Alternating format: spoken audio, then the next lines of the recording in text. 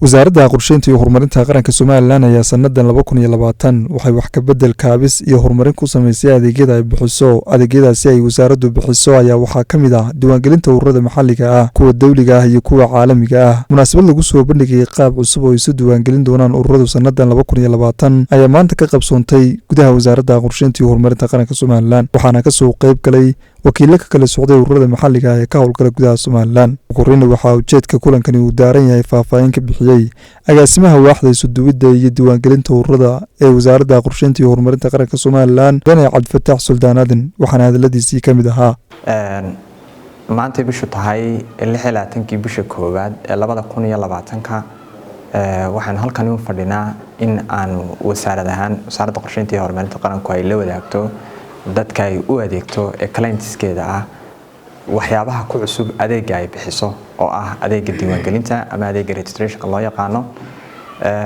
sanad been soo dhameynay 2019 casharreenu ka soo baranay anaga wasaarad ahaan waxaana saaran waajib ah inaanu adeega sii hufno oo mid hufan aanu ka dhigno, isla markaana aanu waxyaabihii laga bartay sanadkaana dhaafay aynu dib ugu noqono oo maaragtay aynu saxno.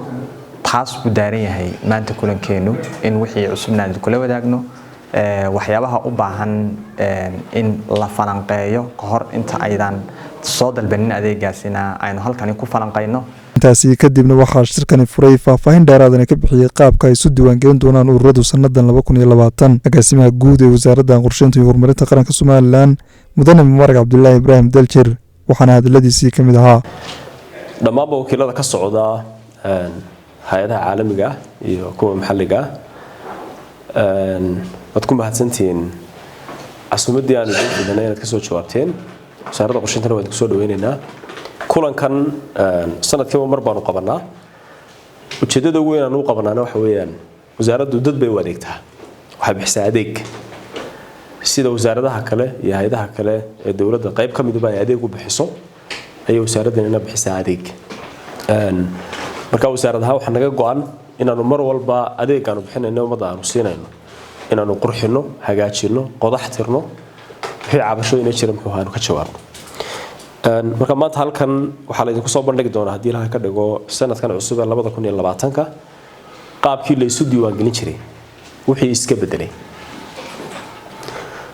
waxa sidoo kale aanu sameynay runtii daraasad baanu sameynay yani qaladaadkii jiray sanadkii 2020 waxaan jeedaa 2019 marka qaladaadka jiray waa inaan 10 ka baranaa, waa inaan qaladaadkii ku celcelinin oo aynaan sanad walba aynaan qaladaad isku mid ah ayna ku celcelin, waa inaan ka gudubnaa hadii qaladaad jireen. waxa jira runtii waxyaabo aan soo kordhinay oo aan rajaynayna muxuu ahaa mas'uuliyadii waddanka aanu haynay inay naga saacidi doonto gudashadeeda. waxyaabaha waxa ka mid ah tusaale ahaan waqtigii hore wuxuu baa la diiwaan gelin jiray hay'adda, yani hay'adda ama ururka ayuun baa la diiwaan gelin jiray, isaga muxuu ahaa laysan la siin jiray. laysanka muxuu ahaa la siiyo ama shahaadada muxuu ahaa iyo ogolaanshaha la siiyo waddanka uu kaga shaqeynayo ayuu ku fulin jiray wixii mashaariic marka waddanka uu ka wado. sanadka waxyaabaha cusub ee soo korinay waxa ka mid ah waxaanu diiwaan gelinaynaa mashaariicda projectska laftooda ayaynu diiwaan gelinaynaa. mashruuc kasta oo waddanka ka socda oo hay'adan dawli haynaay wado ama caalami ha noqoto ama maxalli ha noqoto waa la diiwaan gelinayaa hadii la ka dhigo. marka waxyaabaha la idin soo bandhigi doono waxa ka mid ah foomka lagu diiwaan gelinayo ama maxay ahayd shaxda lagu diiwaan gelinayo